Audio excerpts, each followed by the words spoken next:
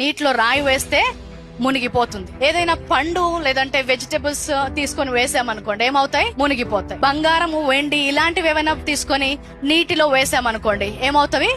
మునిగిపోతాయి. అదే ఒక రబ్బరు బొమ్మను కానీ రబ్బరు బంతిని కానీ తీసి నీళ్ళలో వేసామనుకోండి, ఏమవుతుంది? పైకి తేలుతుంది. అదే నీరు అదే మనిషి వేస్తున్నాడు గాని కొన్నేమో మునిగిపోతున్నాయి, కొన్నేమో తేలుతున్నాయి. ఎక్కడుంది తేడా?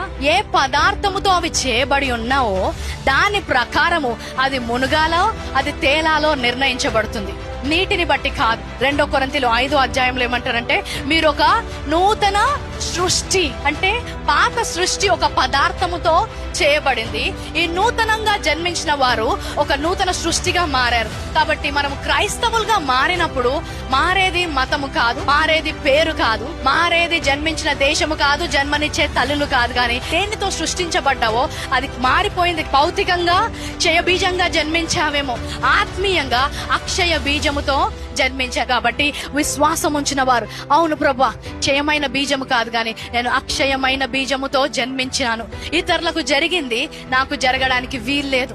వారు మునిగిపోవచ్చు కానీ నేను మునిగిపోను, ఎందుకంటే నేను తయారు చేయబడ్డ పదార్థము దేవుని యొక్క బలమైన శక్తిగల వాక్యం.